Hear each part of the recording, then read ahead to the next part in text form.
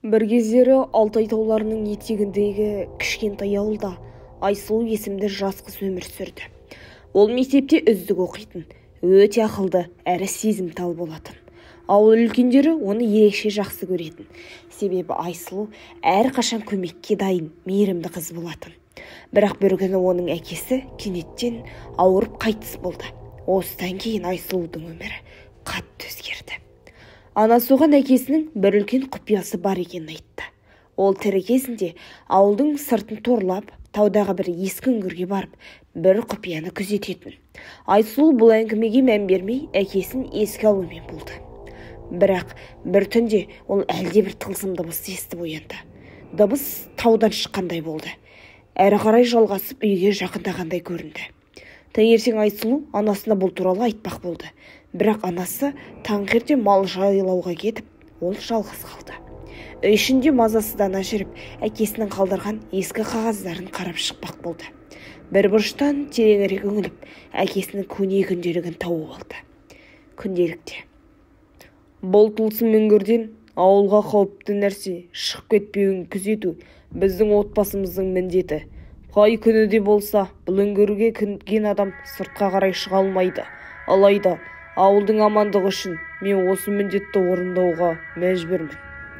Бұл сөздерді оқыған соң Айсұлу мазасызданып, әкесінің құпиясы қандай екенін білгісі келді.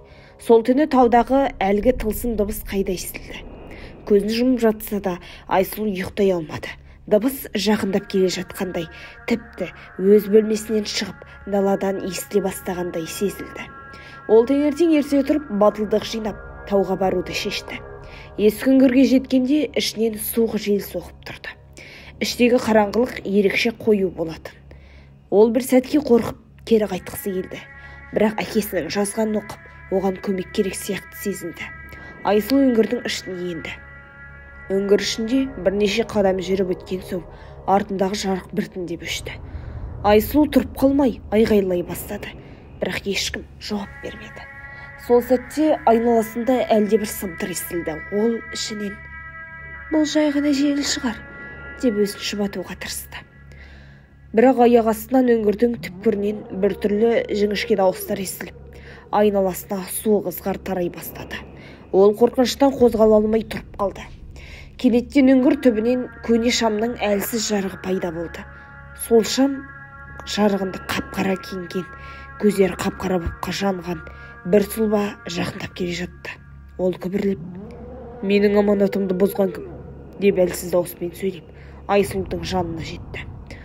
Айсұлу терең тыныстап: менің әкем, ол сіздің күзетшіңіз болған, бірақ ол енді жоқ, деп жауап берді.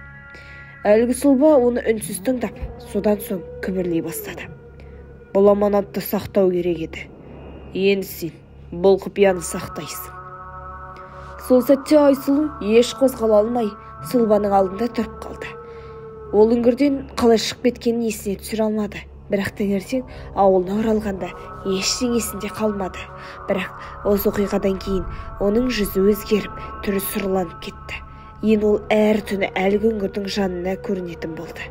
Ауыл адамдары оның әр кеш сайын үңгірді күзетуге кеткенін байқап, бұл құпияны ешкімге айтпай, үнсіз бақылаумен ғана болды. Олар Айсұлудың жақында оралуында қорқатын. Өйткені оның көздері баяғыдан да әлгі сұлба сияқты қараңғылыққа тола бастады. Ата-анасы жартылай болғандықтан, анасы да оған көп сөйлегісі келмейтін.